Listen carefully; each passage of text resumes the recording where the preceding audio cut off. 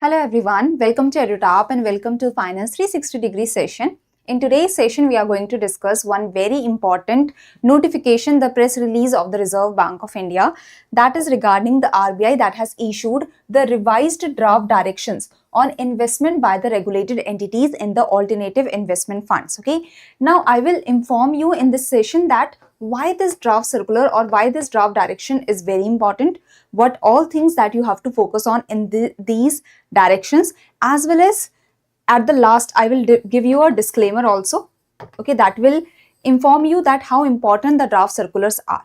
Okay, so this draft circular I have picked because it was quite in news. You can understand that it was in Business Line, it was in Hindu, it was in the Economic Times, in the Business Standard. So all the important newspapers covered this news article, this topic, and that's why I have brought this for you. Okay, so in this session we are going to discuss the draft directions for the investment by the regulated entities, by the banks and NBFCs in the alternative investment funds. So what are the new directions RBI is thinking of bringing for the investment in the alternative investment funds, okay, and why there is the requirement of these new directions. So we are going to discuss this in length. Now give me a thumbs up if I'm clearly audible and visible, and welcome to the session everyone. Good morning to all of you. So let's start with the topic. Okay, so do subscribe to the YouTube channel of EduTap first of all before starting with the topic, so that you continue getting these relevant videos, and do join our Telegram channel where you will get the PDF of the session, and the link for the Telegram channel is provided in the description box below. Okay, so let's get started. So RBI has released the revised directions on the investment by regulated entities in the alternative investment funds. This is the draft that is released. So RBI has issued the revised directions on the investment in the alternative investment funds. Now let's understand that what is alternative investment funds. How many of you have heard about mutual funds? So many of you must have heard about mutual funds. The mutual funds, like you and me, we common people can also invest in the mutual funds, and you can invest, let's say, 1,000 rupees, 2,000 rupees, 10,000 rupees in the mutual funds. You can also do the systematic investment plan. That means you can also do the SIP. So monthly or weekly money will go to the mutual fund, and then the mutual fund is pooling in the money, and this money is invested in the shares of the different companies, right? So this is the mutual fund. Similarly, there is the alternative investment fund also. The alternative investment fund is not for the common people like you and me. Alternative investment fund is for the sophisticated investors, like the body corporates, that are the big corporates or high net worth individuals or the financial institutions. So alternative investment fund, it also works in the same manner, but the alternative investment fund, it is only opened for the sophisticated investors. Okay, so alternative investment fund means any fund that is established or incorporated in India. So alternative investment fund in India, should be established or incorporated in India, which is a privately pooled investment vehicle. So that means alternative investment fund collects the private money, or it is a privately pooled investment vehicle which collects funds from sophisticated investors like the high net worth individuals, the body corporates, the big body corporates, the financial institutions like banks and NBFCs and such, whether Indian or foreign. Okay, the sophisticated investors can be Indian or foreign for investing. Now alternative investment fund, it is a privately pooled investment vehicle that is pooling in the money, that is collecting the funds from sophisticated investors so that this money can be invested in the different shares, in the different companies, in the different instruments, in the different securities. Got it? So this is the idea of the alternative investment fund. Now anyone that has any idea that how many categories are there of the alternative investment fund? Anyone? Any idea about the categories of the alternative investment fund? Have you studied this in your static? So there are actually 3 categories of alternative investment fund. Category 1, category 2 and category 3. So category 1 alternative investment fund consists of the venture capital funds that invest in the startup companies and such. Then there is the small and medium enterprises funds that collects the money and that invest the money in the small and medium enterprises. Then there are the social venture funds that pool in the money, that collects the money from the sophisticated investors, and then the money is invested in the social enterprises. Okay, then there is the infrastructure funds. Again, the money is pooled in and the money is invested in the infrastructure projects. So this is the idea, that is the category 1 alternative investment fund. So this category is considered very important from the economic and the social perspective, because this category of alternative investment funds, they are investing in small and medium enterprises that are very important for the economy, the social ventures, the social enterprises, the infrastructure projects. So these are very important for the economy. Then comes the category 2 alternative investment funds that invest in the real estates, or they are the real estate funds. They are the real estate funds, or they are the private equity funds. Okay. Then there is the category 3 alternative investment fund. They are very complex in nature. So what category 3 of the alternative investment fund, they are the complex, they do the complex investment, they do the diverse kind of investment, and they consist of the hedge funds, or the PIP, we can say, that is the private investment in the public enterprises. Okay. So this is the idea about the category 1, 2, 3. Here we will focus on the category, like these are the 3 category of the alternative investment fund. So we have discussed all of these. Okay. Now let's move forward. We have understood about the alternative investment fund. Now we are going to discuss about the investment that the regulated entities under the RBI do in the alternative investment fund. So the regulated entities, that is the banks, NBFCs, all of these, they can invest in the alternative investment fund. They can invest in the alternative investment fund. Now the RBI has released certain guidelines regarding this. Okay. So now the Reserve Bank had on December 19, 2023 issued the guidelines relating to investment that is done by the regulated entities in the alternative investment fund. Before understanding this, try to think about it, that let's say a bank has given loan to the XYZ enterprises. Now the loan is given of 10 crores. Now the XYZ enterprises is saying that I am not able to give the loan back, I am not able to repay the loan because of certain problems that are ongoing. So I am not able to repay the loan. So the bank is saying that do not worry, we will give you the additional loan of 8 crores so that you can repay the previous loan. Okay, so that you can repay the previous loan. Now this process is called what? If you have seen the previous videos, like even if you have seen the previous videos of the previous months, you should know the name of the process. What is the name of the process? The bank is giving the new loans to the borrower so that the borrower can repay the earlier loans. So that in the bank book, why this is done? So that the loan does not become NPA. To hide the NPAs, to hide the non-performing assets, or to not show the non-performing asset, the bank is giving additional loan or new loan so that the borrower can repay. It is called evergreening of loans. This is called evergreening of loans. Now, can you tell me that evergreening of loans, is it good or not? Is it good or bad? The evergreening of loans, is it good or bad?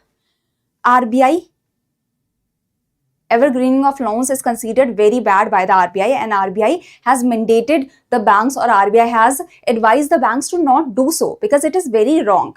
More and more loans are given to such entities that are not repaying their earlier loans. So to hide your NPAs, you are just digging your grave, I can say, and you are going deeper into the grave, and you are giving more and more money to such entities that do not want to repay the money. Okay, so this is very, very bad. Now try to understand that it is said by RBI that you cannot do evergreening of loans, and the bank's books will be checked for this kind of activity. Now let's say that the bank is saying that okay, I will not do the evergreening of loan, but now the bank that has given the loan to XYZ entity of 10 crores, and this XYZ enterprise or this XYZ company is saying I'm not able to repay the loan, I'm not able to repay 7 crore rupees. I have repaid the 3 crore rupees, but now I am not able to repay the rest 7 crore rupees. So now the bank cannot give more loans to XYZ entity, but the bank will invest in the alternative investment fund. Which alternative investment fund is investing in the debt instrument of the XYZ? So is this process, does it seem similar to the evergreening of loan? Does it? Does it seem similar to the evergreening of loans? So rather than bank directly providing the additional loans, the bank is indirectly providing the additional loans now. So the bank has given the loan to XYZ entity. So this is a debtor company of the bank. This is a debtor company of the bank. So bank has given the money to the XYZ company, that is the debtor company of the bank. Now the debtor company is saying I cannot repay the loan. So the bank the bank is investing in the alternative investment fund. and the alternative investment fund is investing in the debt instrument of the XYZ company. So through the alternative investment fund, the debt is going to the XYZ company. So this also became a process of evergreening of loans. Banks, rather than directly doing the evergreening of loans, banks were using this process to give the additional loans, additional money to the XYZ company to repay the loans. See, the banks, they usually think that the companies, they will be able to repay just the this time. The company is not able to repay because the bad times are going on, but the company will be able to repay in the future, and they have to show the current current losses and profits. So in the current period, they do not want to take the stress. Okay, so they think that maybe in the future the company will be able to repay, but this is a very wrong process, because what if in the future also the company is not able to repay? Okay, so this is the idea.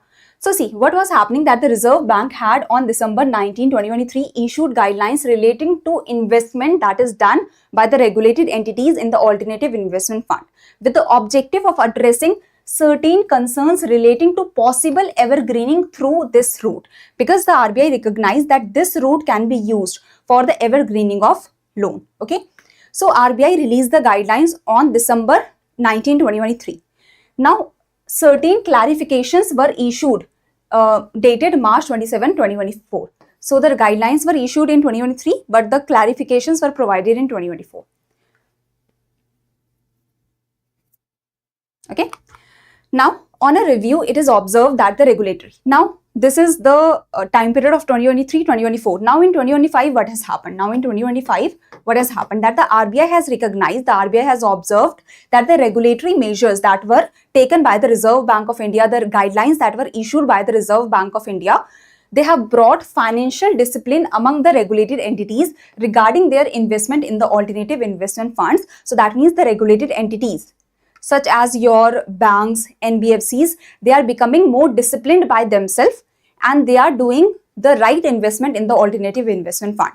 So the financial discipline is coming among the regulated entities regarding their investment in the alternative investment fund. As well as the SEBI has also undertaken the prudent guidelines. So SEBI has also issued the guidelines requiring specific due diligence with respect to investors and investment that is happening in the alternative investment fund to prevent the circumvention of the regulatory framework. So SEBI, so Reserve Bank of India issued the guidelines for the regulated entities, for the banks, NBFCs, in regards to their investment in the alternative investment fund. So RBI issued guidelines so that the evergreening of loans, that should not happen. Okay.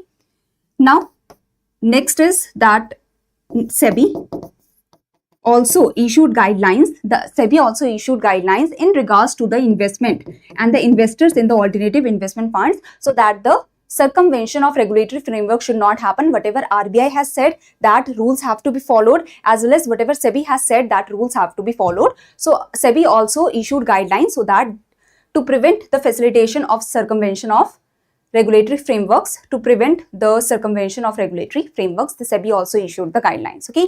Now the RBI feels, in view of these developments, the Reserve Bank of India has issued the revised draft directions, because the RBI now feels that the banks and the NBFCs, the regulated entities, they are following better fiscal financial discipline in terms of investment in alternative investment funds, as well as SEBI has also issued the prudent guidelines. So RBI is thinking to relax certain norms for the regulated entities to invest in the alternative investment funds. Okay, so this is the idea.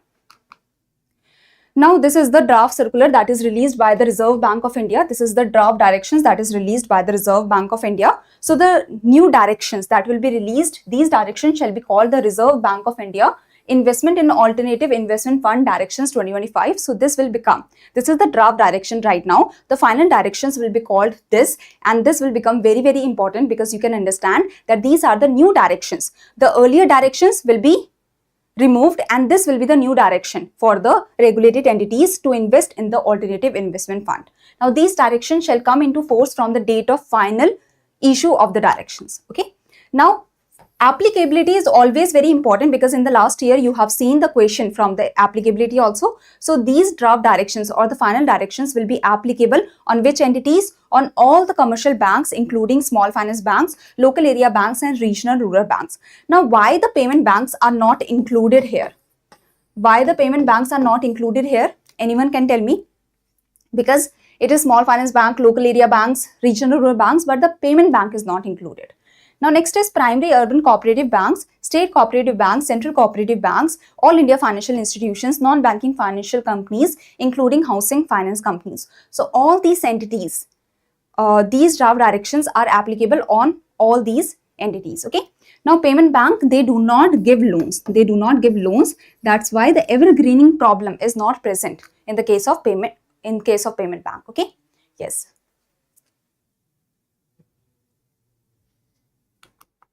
Now, coming to the next point. So, the key proposals under the draft circular are as under, there are only 4-5 proposals. So, let's do it in a fast manner, okay? So, a single regulated entity contribution to any alternative investment fund scheme shall be capped at 10% of its corpus, okay? So, let's say the alternative investment fund scheme or the single alternative investment fund is of 100 crores.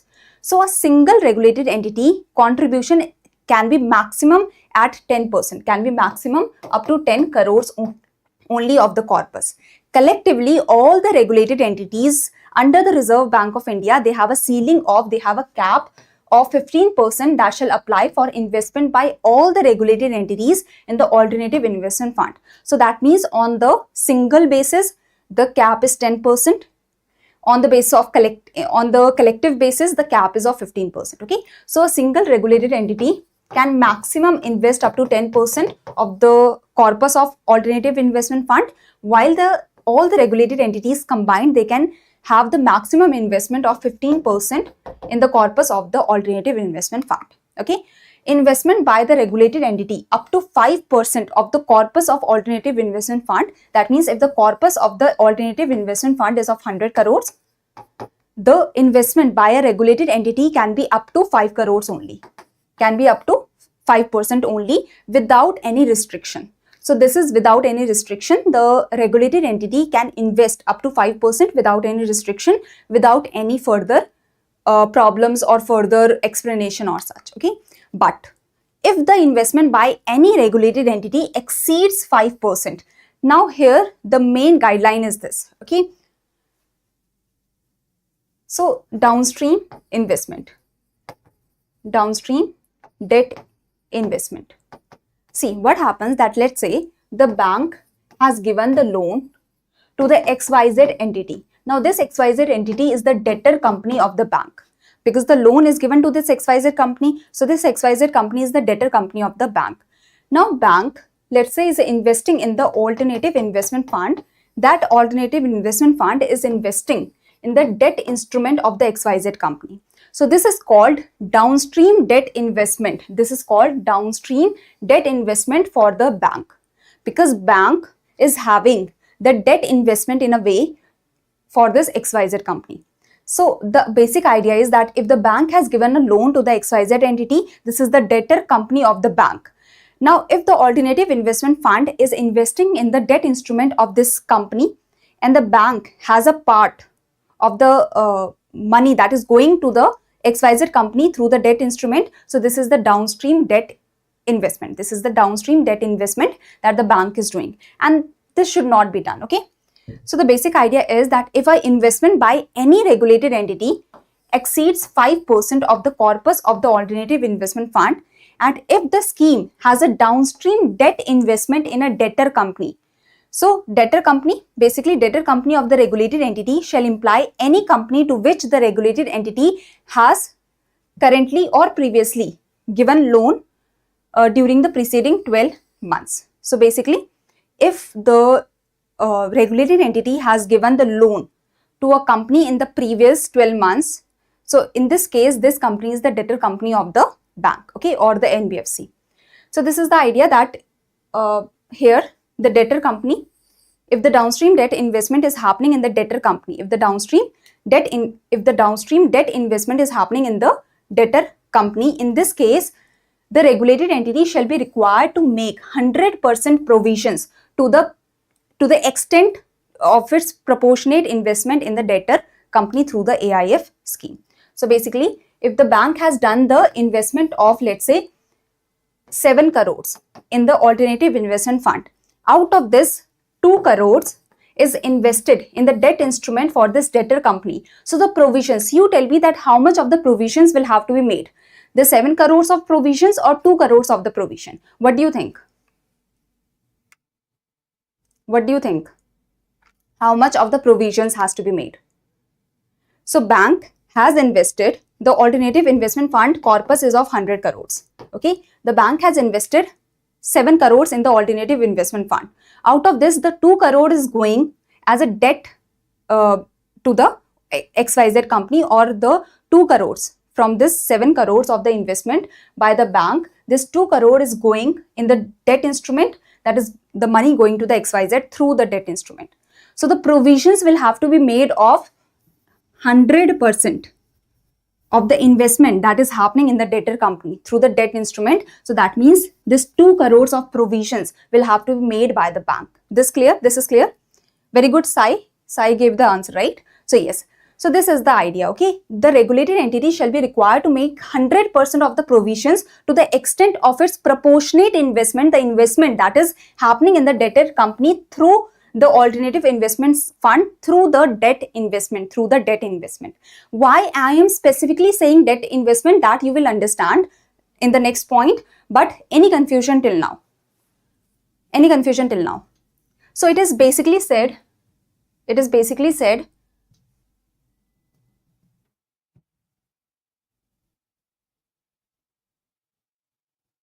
okay. So it is basically said that if the investment is done by the regulated entity up to 5% of the corpus of an alternative investment fund, there is no restriction. But if you are investing, if the bank or the NBFC is investing more than 5% of the corpus of the alternative investment fund, and if the bank or NBFC is also having downstream debt investment in a debtor company, then in this case, the regulated entity shall be required to make 100% of the provisions to the extent of the investment that is done in the debtor company through the debt instrument through the alternative investment fund. Got it? Nice. Next point is the excluding the equity instrument. Now let's say that the bank has given the loan to XYZ entity in the past 12 months, let's say, or this is the debt that is given to the XYZ company of 10 crores. Okay. Now the bank is investing in the alternative investment fund, and this alternative investment fund is investing in the shares of the XYZ company. Now the bank through the alternative investment fund is investing in the shares of the XYZ company. Now in this case, provisions are not required. In this case, bank is allowed to invest in the shares of the company, because the shares, they are valued as per the market, as per the share market. And the shares, if the shares are being bought by the bank, so shares, they have the value, they are valued as per the market. And the shares, like, it is not the debt that the bank is doing in the XYZ, or it is not the debt that the bank is giving to the XYZ. It is actually the bank is investing through the shares. So this is allowed. No provisions, no problem in this case. Okay. So in the case of shares, it is allowed for the investment. That's why it is written that equity instrument, that means the equity shares, the compulsory convertible preference shares that will be converted into the equity shares, as well as the compulsorily convertible debentures that also convert into the equity shares. That means if the regulated entity is investing in the regulated entity is investing in the alternative investment fund through which the regulated entity is investing in the shares of the company, of the debtor company, that is allowed. There is no provisions that is required in this case. Clear?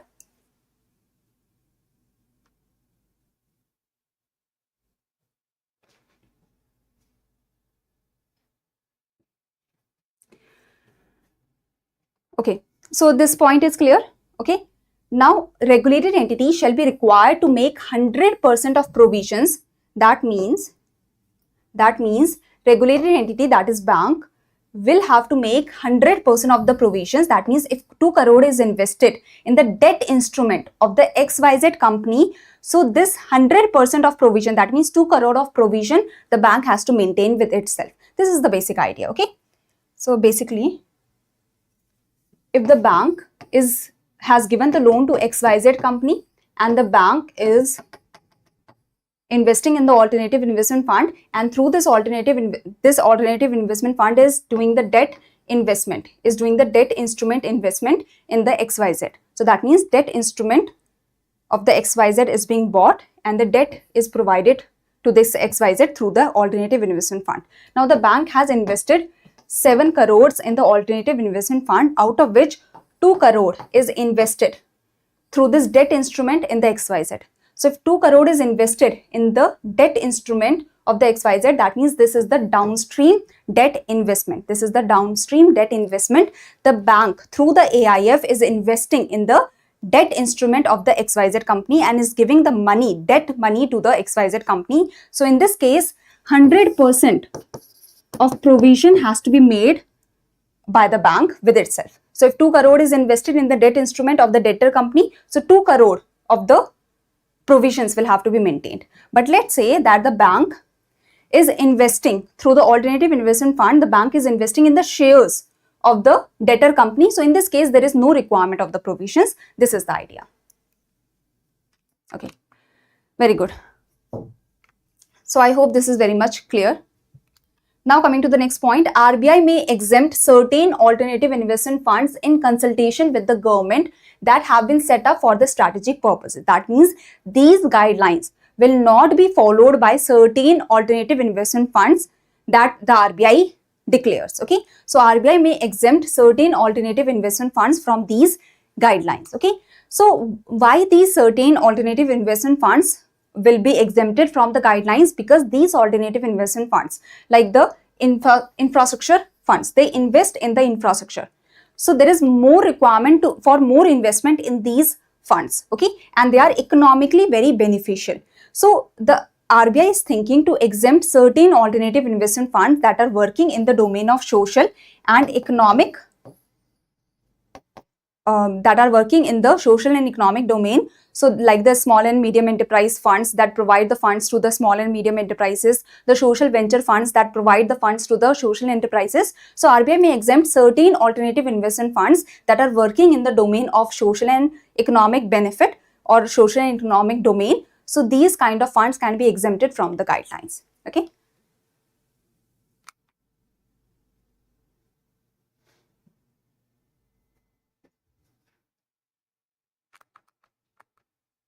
This investment by the regulated entity up to 5% of the corpus of the alternative investment fund. That is for the corpus we are saying. Okay.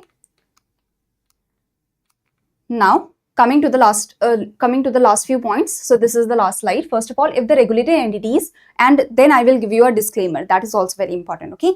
So if the regulated entity's contribution is in the form of subordinated units, first of all, what is the priority distribution model? What is the subordinated units that we have to understand? Okay. So in the priority distribution model, there is the priority that is given. Let's say the first 10 investors, they will get the maximum safety, and the later on investors, they will not get that much of the returns, let's say. So certain, like this is the priority distribution model where the priority is given to one kind of investors and the other kind of investors take more risk. So what is this priority distribution model that we have to understand? So under the priority distribution model, the cash flows, that is the returns or profits, from the alternative investment fund are not shared equally to all the investors that are investing in the alternative investment fund as per their investment. No, in the priority distribution model, the profits or returns from the alternative investment fund, they are not shared equally among the investors. Instead, they are distributed in a pre-agreed order of priority. So let's say that I do not want to take much risk. I am a very risk-averse person. I do not like risk. So I will become a senior, I will purchase senior unit. But the bank, the NBFCs, the financial institutions, they want more returns and they are ready to take more risk also. They are risk neutral, or they prefer the risk. Okay. So they will purchase the subordinated units. So in the senior units, what happened? That they get paid first. So from the alternative investment fund, the first payment goes to the senior units. Usually they have lower risk and lower return. They have lower risk, lower return. The subordinated units, they are known as junior units or first loss units. They get paid later. So after the payment has been made to the senior units, after that the payment is made to the subordinated units. So they get paid later after the senior units, and they have more risk, they have more return. Okay. So if the alternative investment fund is making the losses, less risk means less losses will go to the senior units. The senior units will have to bear less losses, while the subordinated units will have to bear more losses. In the case of profits, the senior units will get less profits, but the subordinated units will get more profits, more returns. So in the senior units, less risk, less return. In the subordinated units, more risk, more returns. Okay. So subordinated units are the first to bear the losses, and they bear more losses also. They only get paid after the senior investors have been paid. So they carry higher credit and capital risk. So if the regulated entity, they are contributing in the form of subordinated units under the priority distribution model to get more returns, now it shall deduct the entire investment from its capital funds. That means, let's say the NBFC or the bank has done 10 crore of investment in the alternative investment fund, and this 10 crore of investment has happened under the subordinated units in the alternative investment fund that has priority distribution model. Okay. So this 10 crore is invested. Now it is said that because this 10 crore is invested in the subordinated units that are very risky, it is providing more returns, but it is also very, very risky. So that's why the RBI is saying that this investment that you are doing should be deducted from tier 1 capital and tier 2 capital 50-50%. That means if tier 1 capital is of 100 crores, so 5 crores have to be deducted from tier 1 capital, and if the tier 2 capital is of, let's say, XYZ crores, so 5 crore has to be deducted from the tier 2 capital. So this is the idea, that if the regulated entity, bank or NBFC, is contributing in the form of subordinated units under the priority distribution model, it shall deduct the entire investment from its capital funds. That means the entire investment has to be deducted. The 10 crore that is invested in the subordinated units, that has to be deducted from the tier 1 capital and tier 2 capital equally, 50-50%. That is the idea. Okay. The revised directions, now these revised directions will be applicable prospectively, that is in the future. These revised directions will be applicable when the final directions are released. Okay. Existing investment that has already happened in the past, so those investment will follow the previous guidelines, but the new investment in the alternative investment fund will follow the new guidelines once they are finally released. Now the comments on the draft directions. Now these are the draft directions, and the comment is invited from the public by June 8th, 2025. So the comments or feedback may be submitted through the link under the Connect to Regulate. So remember that whenever the draft directions are released, so the comments are invited through the Connect to Regulate. A question can come that through which part of the RBI website or through which area of the RBI the comments are invited through the draft on the draft direction. So it is Connect to Regulate. Okay. So this is the basic idea. Any confusion here? Now coming to the disclaimer. Any confusion anyone has till now?